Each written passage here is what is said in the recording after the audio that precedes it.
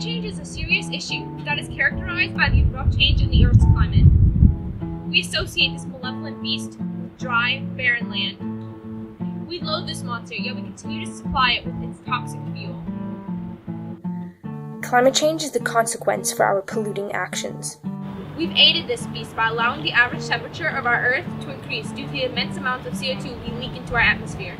If everyone in the US simply rode their bikes or walked instead of driving for a single day, we could prevent approximately 3.5 million metric tons of CO2 emissions from clogging our skies. According to New York Times, the average climate of our Earth has increased by 1.4 degrees Fahrenheit in just the last century. This seemingly small change can mean the difference between life and death. This increase has also caused the ocean's surface temperature to increase by more than 0.3 degrees since 1969. Think about the immense amount of heat needed to change the entire Earth's climate. A massive globe of over 196 million square miles.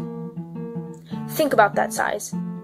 Our nearest big city, San Francisco, is only 47 square miles.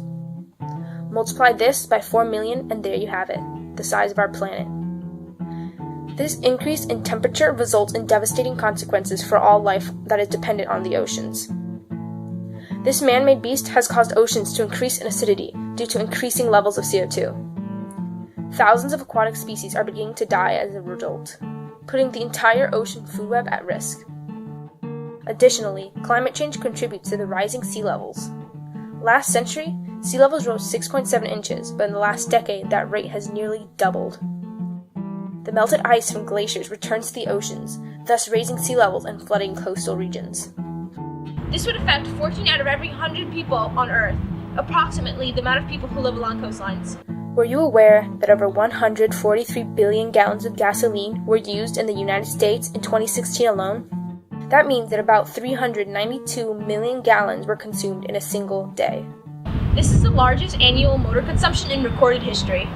With all that gasoline, you must be curious where it all goes when it is burned as we drive. The truth is that it turns to deadly greenhouse gases that thicken and suffocate our atmosphere, trapping copious amounts of heat within it. According to Adam Stein, Vice President of Marketing at TerraPass, every car produces 6 tons of CO2 for every year that it is used. This amount only multiplies when you take into account that there are over 260 million cars on the road in America alone. We the people are hurting the environment every time we drive. If everyone in the US just cut the amount they drove in half, we could drastically reduce the colossal amounts of CO2 in our atmosphere. Our path to riches and convenience will ultimately lead to our demise. We sit around waiting for someone else to act, but you are the only one who can make it right. We cannot wait until it's too late, when the damage is already done. Our cheap plastic toys and convenient gadgets will end up costing us everything, and on our quest to save money, we risk not saving our planet instead. But it's not too late to help. We can still right our wrongs by cutting back on the amount we drive. Though it may not seem like it, we still have hope. The hope to take action now against climate change. We can take steps to end it together. We can do simple things like ride bikes and walk when you can. Even when you have to get somewhere by motor vehicle, you can take public transport or carpool with friends, cutting back on the use of cars. Many cities' bus services now use hydrogen fuel cells, which greatly reduce the amount of emissions leaked into the air. Every time that you ride, bike, or walk, whether it be to school, work, or even just hang out, you're helping take cars off the road and preventing CO2 emissions from rising into the atmosphere. When you add up all the carbon dioxide that has been saved, it quickly adds up into something that matters.